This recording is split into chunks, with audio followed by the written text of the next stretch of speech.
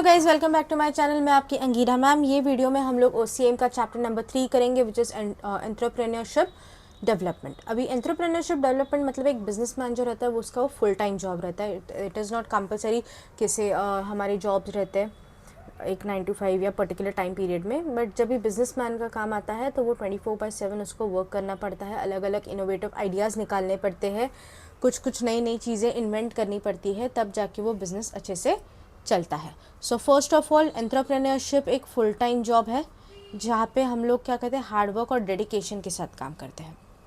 इसमें अलग अलग इनोवेटिव या प्रोड्यूसर्स या फिर क्रिएटर्स रहते हैं जो हम लोगों को फोर्थ फैक्टर ऑफ प्रोडक्शन पे हेल्प करते हैं, that is land, labour, capital, entrepreneur. तो फोर्थ क्या हो गया, एंटरप्रेन्योर हो गया। तो उसके ऊपर फोकस किया जाता है।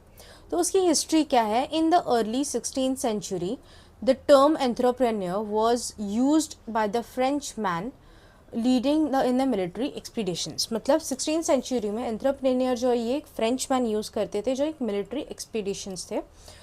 The France contractors or the architects were called as entrepreneur around 1780। मतलब जो कॉन्ट्रैक्टर्स होते थे उनको एंटरप्रेन्योर बोला जाता था 1700 AD के टाइम पे। The French economist Richard used these terms in the business and economic activities in the 18th century। मतलब यही वर्ड्स को आगे जाके इकोनॉमिक एक्टिविटीज़ में यूज़ किया जाने लगा इन 18th century में। 1848 the famous economist John Stuart Mill described the entrepreneurship as the founding of a private enterprises। मतलब 1848 में जॉन स्टुअर्ट मिल थे जो एक फेमस इकोनॉमिस्ट थे, उन्होंने भी क्या किया, इस एंटरप्रेन्योरशिप को प्राइवेट एंटरप्राइजेस में भी इन्वॉल्व कर लिया। In India, the industrial base of our economy was very poor at on the set of independence। मतलब इंडस्ट्री हमारा जो बिफोर इंडिपेंडेंस या फिर आफ्टर इंडिपेंडेंस जो अप्रॉक्सीमेटली 1991 तक तो हमारी इकोनॉमी बहुत ख़राब थी। तो यहाँ पे वही कहा गया कि इंडिया का जो इंडस्ट्रियल कॉन्सेप्ट है, इकोनॉमी बहुत वो टाइम पे पुअर थी। The industries were facing difficulties like storage of raw material, capital, marketing problems etcetera. मतलब अलग अलग डिफ़िकल्टीज़ और अलग अलग प्रॉब्लम्स फेस किए जाते थे, जिसमें हमारा रॉ मटेरियल का इशू होता था या फिर कैपिटल का होता था या मार्केटिंग, एडवर्टाइजमेंट किस हिसाब से किया जाए इस पर फोकस किया जाता था। Indian government considered enhancing the ease of doing the business. मतलब क्या गवर्नमेंट क्या करी थी कि वो बिज़नेस कोई भी हम लोग जब भी चालू करते हैं तो उसको ईजी पैटर्न में या फिर एक सिंपल प्रोसीजर में किस हिसाब से किया जा सकता है उसके ऊपर ज़्यादा फोकस करने को सब लोग ट्राई कर रहे थे। अभी इसका कॉन्सेप्ट क्या है? The concept of entrepreneur differs from the industry to industry, country to country, time to time. An entrepreneur is a person who starts a business and willing to risk loss in order to make money. The common word of business and risk are interrelated. If there is no real business or risk। मतलब हर एक business के हिसाब से, हर एक time, country के हिसाब से हमारा जो एंटरप्रेन्योर है वो डिफ़र करता है। और एंटरप्रेन्योर क्या होता है कि एक इंसान कोई भी बिजनेस शुरू करता है और रिस्क लेता है ताकि वो आगे जाके ग्रो कर पाए, बढ़ पाए और उससे कुछ मनी अर्न करे इन द फॉर्म ऑफ प्रॉफिट्स।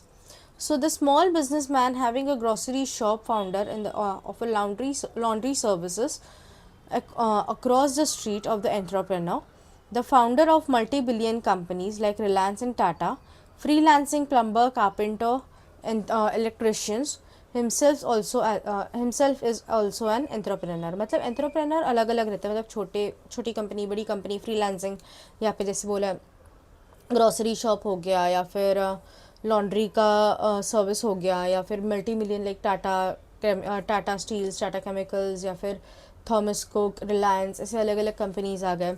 उसके बाद फ्रीलांसिंग हो गया, जैसे कि प्लम्बिंग आ गया, कारपेंटर आ गया, ये लोग भी सब एंटरप्रेन्योर में काउंट होते हैं।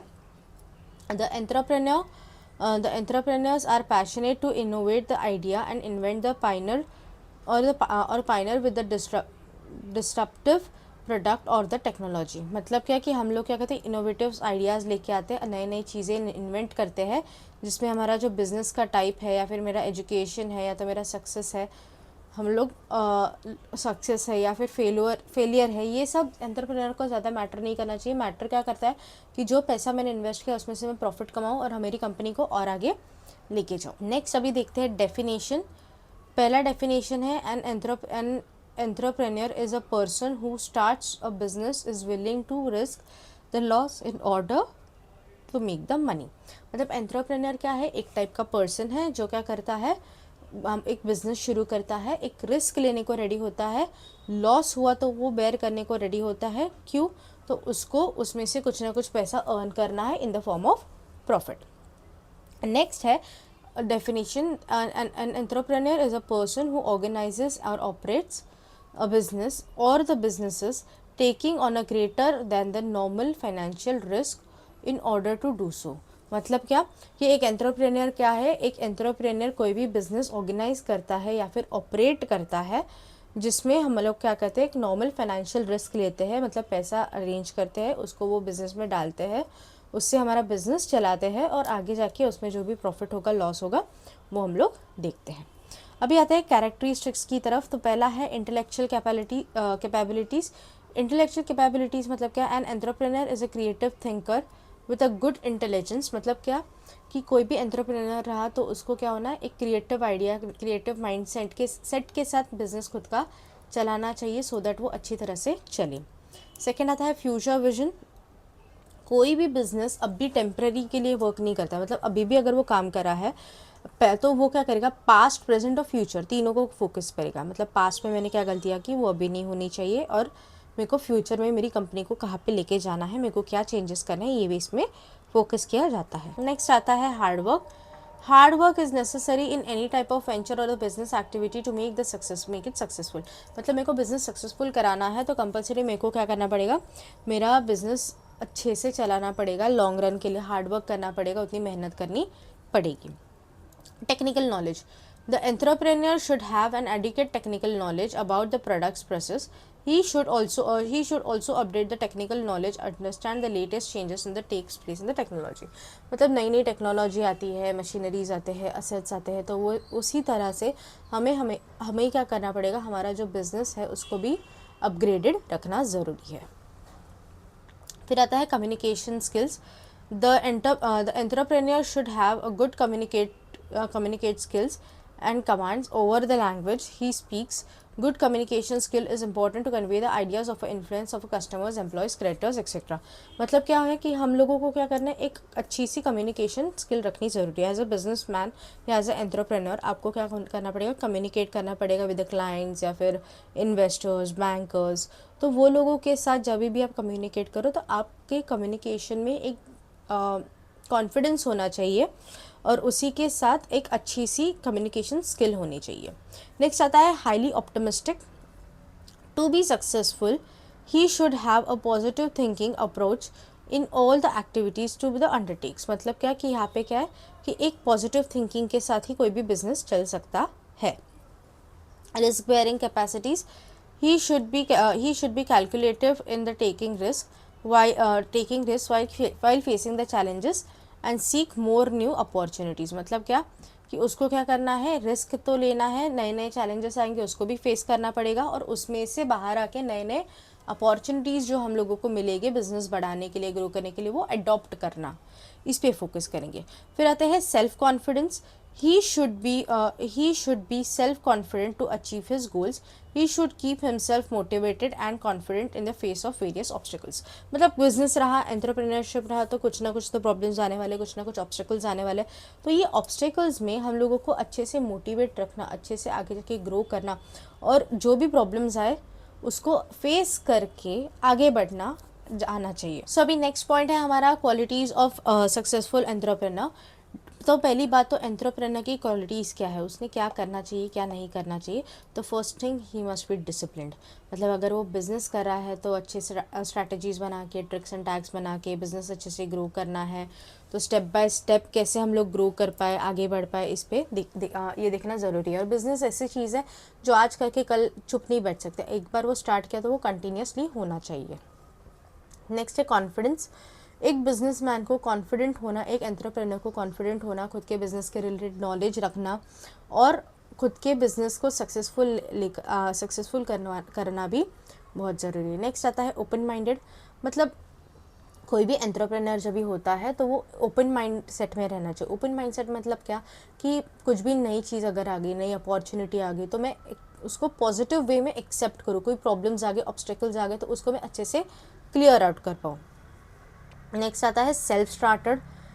हर बिजनेसमैन ये सेल्फ स्टार्टेड ही होता है, मतलब ये एक प्रोएक्टिव है, नॉट वेटिंग फॉर समन। मैं किसी के लिए रुकूंगी नहीं, या किसी के लिए रुकने वाले नहीं है। हम अगर हमको ये बिज़नेस करना है तो हम लोग करेंगे। नेक्स्ट आता है competitive. Yes, an entrepreneur knows that he can do job better than others. He needs to be competitive to win every game of the business. मतलब एंटरप्रेन्योर क्या है, एंटरप्रेन्योर एक जॉब करता है जिसमें दूसरे बिजनेसेस के साथ, दूसरे एंटरप्रेन्योर्स के साथ एक कंपटीशन होता है, but it should be healthy.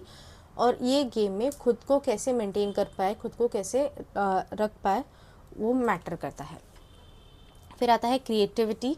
N entrepreneur often comes up to the solution which are the synthesis of other items and thus find the connection between the unrelated events। मतलब क्या, कि कुछ भी अनरिलेटेड इवेंट्स आ गए या कुछ changes करना आ गया, नई टेक्नोलॉजी आ गई, तो उस हिसाब से या फिर दूसरे एंटरप्रेन्योर से अच्छा मेरा प्रोडक्ट कैसे बनेगा या मेरा बिजनेस अच्छा कैसे चलेगा, उस पर जब भी हम लोग फोकस करते हैं तो उसको बोलते हैं क्रिएटिविटी। फिर आता है डिटर्मिनेशन। डिटर्मिनेशन मतलब an entrepreneur is determined to make all the endeavors succeed, so will try and try again until it does। मतलब डिटर्मिनेशन रखना है। हाँ, अभी नहीं जम रहा, ठीक है, वापस करो वापस करो वापस करो। जब तक आप वो चीज़ में प्रो नहीं होते, वो कंटिन्यूसली करना ज़रूरी है। फिर आता है स्ट्रॉन्ग कम्युनिकेशन स्किल। ऊपर भी हम लोगों ने देखा था, उनका कम्युनिकेशन स्किल हर एक एंटरप्रेन्योर का बहुत अच्छा होना ज़रूरी है, कॉन्फिडेंस होना ज़रूरी है। तो सेम पॉइंट यहाँ पे आप डाल सकते हो। नेक्स्ट आता है strong work ethics. An entrepreneur mind is constantly on his work. मतलब एक एंटरप्रेन्योर रहा तो उसका माइंड कंटिन्यूसली वर्किंग पोजिशन में रहेगा, कि मैं क्या चेंजेस कर सकती हूँ, क्या ग्रो कर सकती हूँ, क्या कम कर सकती हूँ, कहाँ पे बेनिफिट है, कहाँ नहीं है, कहाँ पे इन्वेस्टमेंट करने की ज़रूरत है, ये सारी चीज़ें वो फोकस करता रहता है। फिर आता है passion. Passion to make a business better. Passion to make a business better is the most important quality of a successful entrepreneur.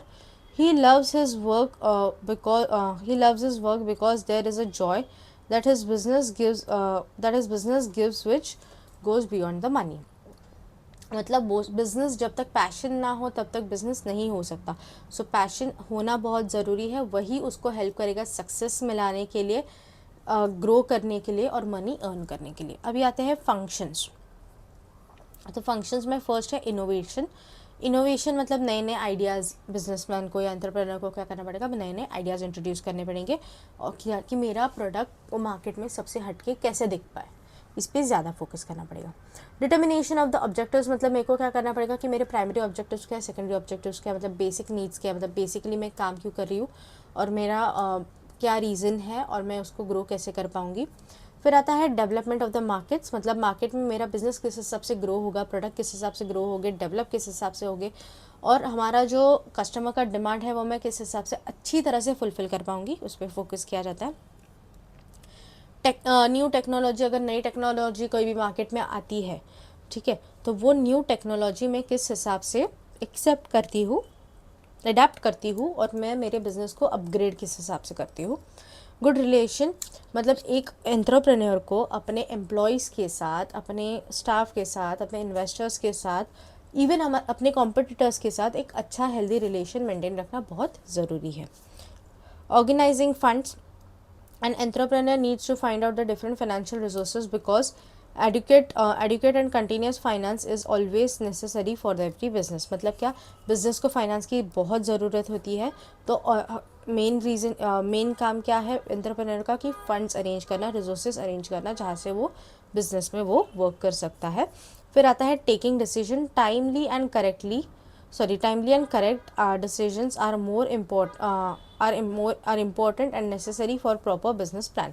मतलब कोई भी अच्छा सा एक बिजनेस प्लान अगर करना है तो उसके लिए पहली बात है कि डिसीजंस लेना आना चाहिए। अगर आप डिसीजंस ही खुद के नहीं ले पाते हो तो बिजनेस वो नहीं चला पाओगे। अभी नेक्स्ट आता है एंटरप्रेन्योरशिप डेवलपमेंट। मतलब ये जो एंटरप्रेन्योरशिप है उसको अच्छे से डेवलप किस हिसाब से करा सकते हैं, या फिर अलग इसके जो भी पर्पस है। जैसे entrepreneurship is a purposeful activity of an individual और a group of associate individuals undertake the initiative to maintain the profits of the production and distributions in the economic goods and services। मतलब क्या कि मेरा purpose क्या है, मैं business क्यों कर रही हूँ, मैं इंडिविजुअली कर रही हूँ या ग्रुप के साथ ले रही हूँ। मेरा फर्स्ट इनिशिएटिव क्या है, टू अर्न द प्रॉफिट और प्रोवाइड द सर्विसेज। कैरेक्टरिस्टिक्स क्या है, तो पहला है इनोवेशन, अलग अलग आइडियाज़ आने चाहिए। हर जगह अगर देखोगे तो ये चैप्टर में इनोवेशन ये पॉइंट बहुत बार रिपीट हो रहा है। सो जो क्या करोगे बताएं, जब भी आप पढ़ाई करने के लिए बैठोगे तो जो फॉर एग्जांपल चैप्टर 1 है, चैप्टर 2 में हम लोगों ने देखा था यूटिलाइजेशन ऑफ रिसोर्सेज, ये पॉइंट बार बार रिपीट हो रहा था। तो अगर आप चैप्टर वाइज जा रहे हो या आंसर्स दे रहे हो ना, तो देखो जो सिमिलर पॉइंट है वो काफ़ी हद तक रिपीट हो रहा है, वो पॉइंट्स पे ज़्यादा फोकस करो। नेक्स्ट आता है इकोनॉमिक एक्टिविटी। इकोनॉमिक एक्टिविटी भी ऊपर भी आया था।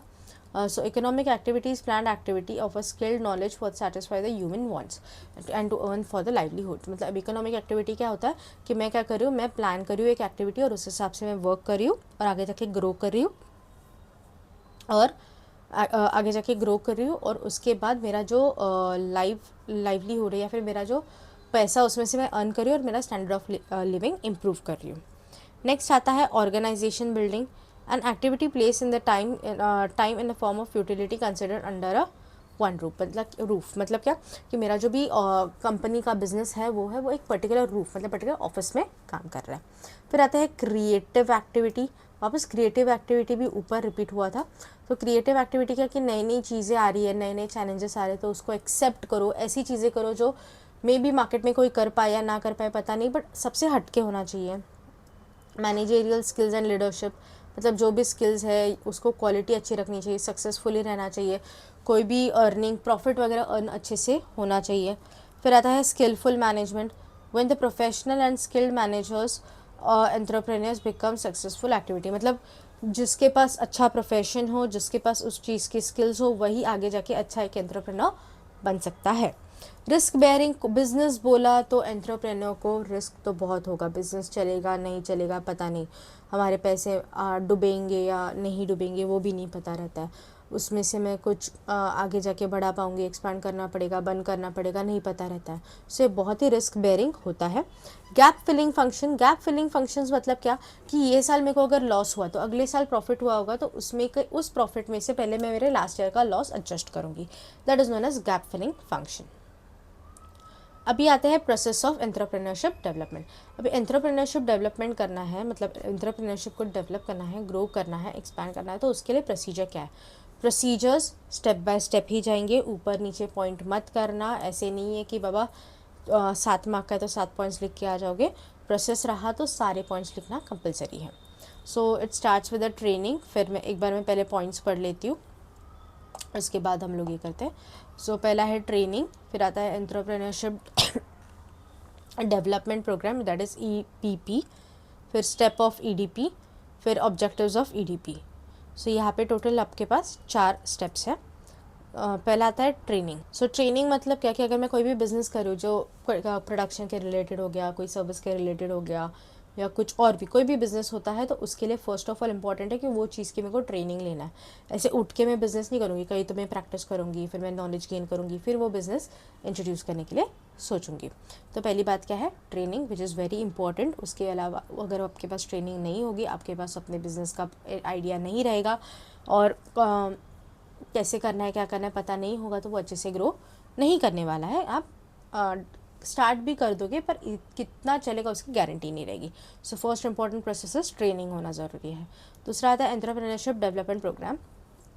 ये जो प्रोग्राम्स होते हैं ना, ये काफ़ी हद तक अभी चलते हैं। आपने अगर आप इंस्टाग्राम वगैरह पे रील्स वगैरह भी देखेंगे तो उसमें भी एक है कि साल में एक बार एक ट्रेन निकलती है जिसमें सारे एंटरप्रेन्योर्स आते हैं और सब एक दूसरों के साथ इंटरेक्ट करते हैं।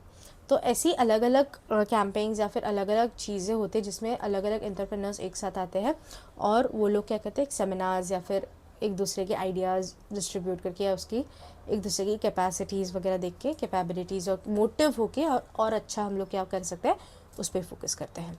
नेक्स्ट आता है steps in EDP, that is entrepreneurship development program के स्टेप्स क्या है। तो पहला है अरेंजमेंट ऑफ इंफ्रास्ट्रक्चर, मतलब क्या अरेंज करना है कि क्या करना है क्या नहीं, फैक्ट्रीज एंड ऑल। फिर आता है पोटेंशियल एंटरप्रेन्योर का सिलेक्शन ऑफ पोटेंशियल एंटरप्रेन्योर, मतलब वो बिज़नेस कौन अच्छे से चला पाएगा। मैं एज अ बिजनेसमैन अगर मैं सोचूंगी तो मेरे को कौन सा ऐसा बिजनेस है जो मैं सबसे अच्छे से कर पाऊंगी। फिर आता है आइडेंटिफिकेशन ऑफ एंटरप्रेन्योर, मतलब उसको आइडेंटिफाई करना, फिर एक्चुअल ट्रेनिंग उसको प्रोवाइड करना कि बाबा ठीक है यू डिसाइडेड द प्रोडक्ट, आपने कैसे करना है किया है, किस हिसाब से करना है डिसाइड किया, तो अभी उसकी प्रॉपर उस जैसे आपने बताया कि आपको क्या बिजनेस करना है, कितना करना है, कैसे करना है, उस हिसाब से उनको वो ट्रेनिंग दी जाती है।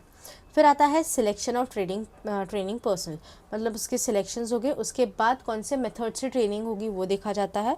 फिर ट्रेनिंग शुरू होती है और ट्रेनिंग शुरू होने के बाद बीच बीच में मॉनिटर किया जाता है कि जो ट्रेनिंग आपको मिल रही है उसका कुछ यूज़ हो रहा है या नहीं हो रहा है। नेक्स्ट आते हैं ऑब्जेक्टिव्स ऑफ EDP। तो ऑब्जेक्टिव क्या है, तो पहला है entrepreneur growth in the country, हमारे एंटरप्रेन्योरशिप की ग्रोथ होना। Optimum use of available resources, हमारे पास जो भी रिसोर्सेज अवेलेबल है उसका मैक्सिमम यूटिलाइजेशन होना। Development of backward regions and improving the economic status socially and disadvantaged groups, मतलब क्या कि हमें डेवलप करना हमारे रीजन से आजू बाजू का जो भी है, या फिर इम्प्रूव होना जो भी ग्रुप्स है उसमें डेवलप होना, सोशली ग्रो करना। जनरेशन ऑफ एम्प्लॉयमेंट अपॉर्चुनिटीज़, आगे के जनरेशन्स को या पीछे के जनरेशन्स को जॉब अपॉर्चुनिटीज़ प्रोवाइड करना। Winding up on the base of a small and medium scale का कुछ वाइंडिंग अप का काम रहा तो वो सब कर देना। तो अभी ये जो EDP है या फिर एंटरप्रेन्योरशिप डेवलपमेंट है, इसके कुछ इनिशिएटिव्स गवर्नमेंट ने भी लिए हैं।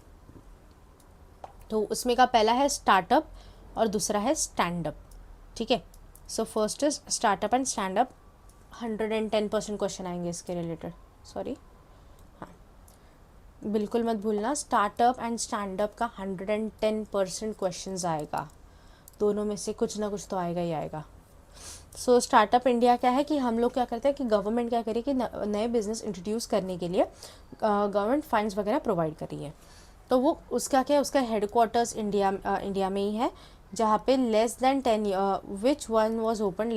Years for annual turnover of 100 crore, मतलब जिनका साल से 100 करोड़ से कम अगर आपका टर्नओवर है तो उनको मोस्ट ऑफ ये प्रेफर करते हैं। Government want to encourage the entrepreneurship and promote the innovations, मतलब क्या इनोवेशंस और एंटरप्रेन्योरशिप को सपोर्ट करके ग्रो करने के लिए वो काम करी है। तो इसके लिए एक मुद्रा बैंक स्कीम इंट्रोड्यूस की है जो माइक्रो फाइनेंस, मतलब छोटे छोटे फाइनेंसेस बिजनेस के लिए प्रोवाइड करती है। ये स्टार्ट हुआ था 2016 में इकोनॉमिक ग्रोथ में। सो याद रखना स्टार्टअप इंडिया का जो स्टार्टअप है ग्रोथ एंड जनरेशन एम्प्लॉयमेंट का, तो कब स्टार्ट हुआ था, 2016 में स्टार्ट हुआ था, बिल्कुल मत भूलना, ठीक है। तो ये जो गवर्नमेंट है वो गवर्नमेंट स्टार्टअप इंडिया के प्लान्स किस हिसाब से करते हैं, तो पहला था सिंप्लीकेशंस, फंडिंग और इंडस्ट्री, मतलब क्या सिंप्लीकेशन और हैंड होल्डिंग, मतलब वो प्रोसीजर क्या करेगा कि देखेगा कि आप क्या बिज़नेस करना चाहते हैं, किस हिसाब से करना चाहते हैं और आप हैंडल कर पाओगे नहीं कर पाओगे। उसके बाद उसका फ़ंड कितना लगेगा और उसमें कितना टैक्स हम लोग एग्जेम्प्ट कर सकते हैं। और उसके बाद हम लोग क्या करेंगे, एकेडमिक पार्टनरशिप ऑफ इंक्यूबेशन, मतलब to introduce the startup fest और pre incubation training, incubators launch the programmes for the students, मतलब अलग अलग प्रोग्राम्स वगैरह ये लोग इंट्रोड्यूस करेंगे। तो इसके ऑब्जेक्टिव्स क्या है, तो फर्स्ट ऑफ ऑल उन्होंने 10,000 करोड़ का स्टार्टअप फंडिंग पूल चालू किया है। दूसरा, उन्होंने पेटेंट रजिस्ट्रेशन की फ़ीस बहुत कम कर दी है। तीसरा, आपको 90 डेज़ का विंडो एग्ज़िट है, मतलब क्या बैंकरप्ट वगैरह होने के पहले का 90 डेज़ का आपको विंडो एग्ज़िट मिल जाता है। तीसरा, आपको freedom for mystifying the inspections of the first 3 years, मतलब और दूसरा नेक्स्ट भी पढ़ लेती हूँ, capital gain tax for next 3 years and freedom for the tax for the 3 years. ये सारी चीज़ें ना ये हम लोगों को नहीं मिलती, मतलब 3 साल के लिए आपसे कोई भी टैक्स नहीं मांगेगा, कोई भी टाइप का टैक्स आपको उस पर पे ऑफ कराना नहीं पड़ेगा। आफ्टर 3 ईयर्स आपको पे करना शुरू करता है। फिर आता है सेल्फ ग्लोरिफिकेशन कैंपेन्स, फिर उसके बाद the to target the 5 lakh schools and involve 10 lakh childrens for the innovative programs, मतलब उन्होंने देखा है कि हमको 5 लाख स्कूल्स को टारगेट करना है और 10 लाख स्टूडेंट्स तो उसमें से इनोवेटिव आइडियाज़ वगैरह लेकर आने वाले देखने हैं। Encourage entrepreneurship with in the country, मतलब विद इन द कंट्री हम लोगों को क्या करना है, जो एंटरप्रेन्योरशिप है वो ग्रो करना है। फिर आता है promotes India across the world as a startup hub, मतलब क्या, ये क्या करेगा, प्रमोट करेगा, क्या प्रमोट करेगा, हमारा स्टार्टअप मतलब नए नए बिजनेस स्टार्ट करने का काम।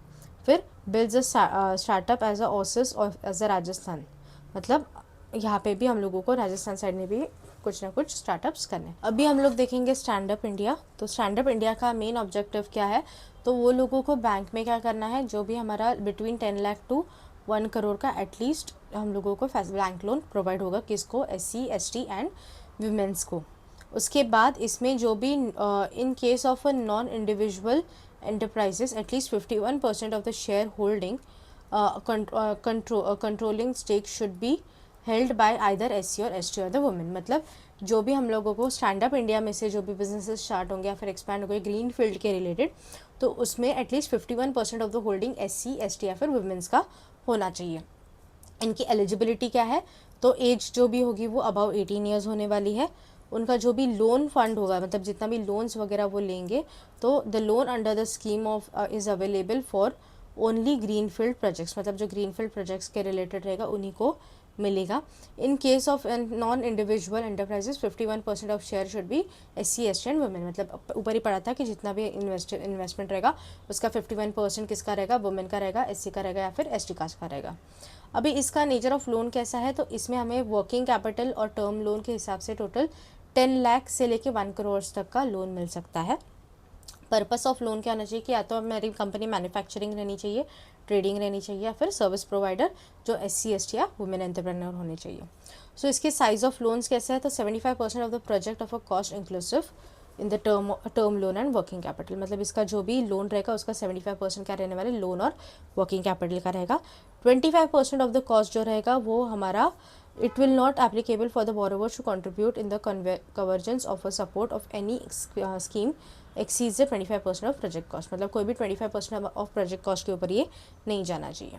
इसका इंटरेस्ट रेट क्या होगा, तो यहाँ पे भी जो है वो सबसे कम इंटरेस्ट रेट लगता है, दैट इज़ बेस रेट पे 3% प्लस 10 और का जो भी प्रीमियम रहेगा वो।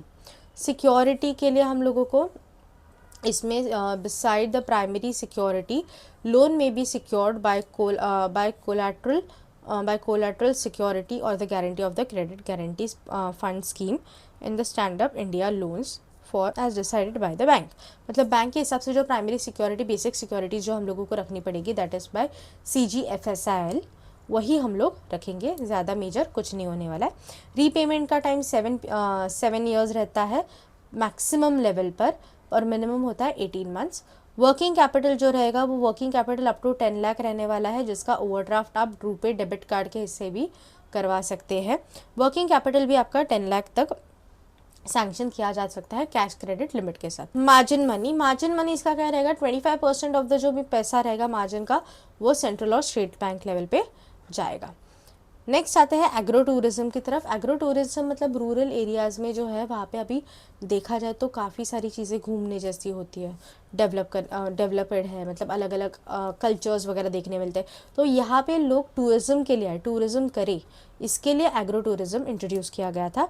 इसमें हम लोग क्या करें, इसका जो डेफिनेशन है वो है the small land holders are the most precious part of the state. मतलब छोटे छोटे साइड्स है, मतलब छोटे छोटे पार्ट्स है, रूरल एरियाज़ है, वो बहुत ही प्रेशियस है हमारी कंट्री के।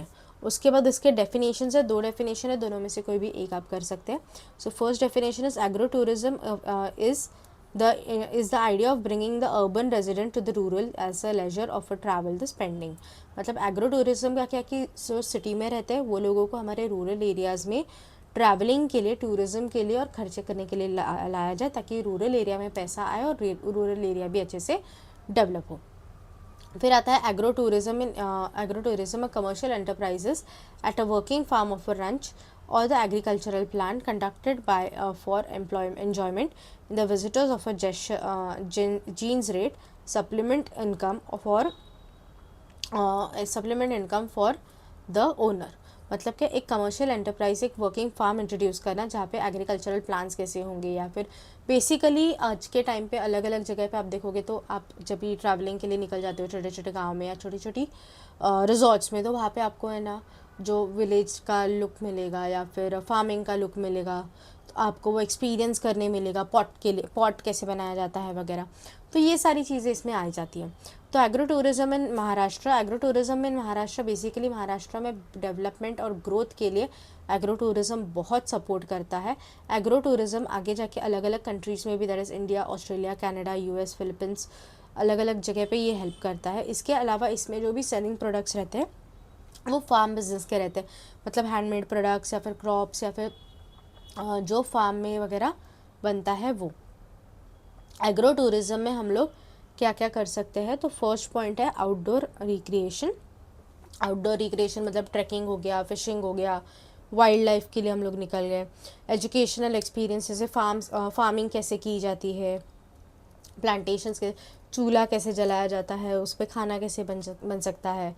एंटरटेनमेंट में हमारे हुरदा पार्टीज़ वगैरह महाराष्ट्र में बहुत फेमस है। उसके बाद हॉस्पिटैलिटी सर्विसेज, मतलब जो फार्म स्टेज में, छोटे छोटे फार्म स्टेज या फिर छोटे हट्स में वगैरह रहने का एक एक्सपीरियंस आप ले सकते हैं। ऑन फार्म डायरेक्ट सेल्स, मतलब जो फार्म से हम लोग डायरेक्टली क्या कर सकते हैं, गुड्स एंड सर्विसेज, गुड्स वगैरह परचेस कर सकते हैं, सो दैट कस्टमर भी हैप्पी हो, उनको एक नया एक्सपीरियंस भी मिले, आगे जाके वो लोग मतलब उनका जो अर्बनाइजेशन का पैसा है वो रूरल में भी लगे, रूरल भी अच्छे से डेवलप हो, ग्रो हो, उनको भी एक जॉब अपॉर्चुनिटीज़ प्रोवाइड हो जाए। यहाँ पे हमारा थर्ड चैप्टर ख़त्म होता है। कुछ भी डाउट्स हो तो प्लीज़ कमेंट सेक्शन में बताना, कुछ और हेल्प चाहिए तो वो भी ज़रूर बताइएगा। अगर वीडियो अच्छी लगे तो please like, share and comment. Thank you.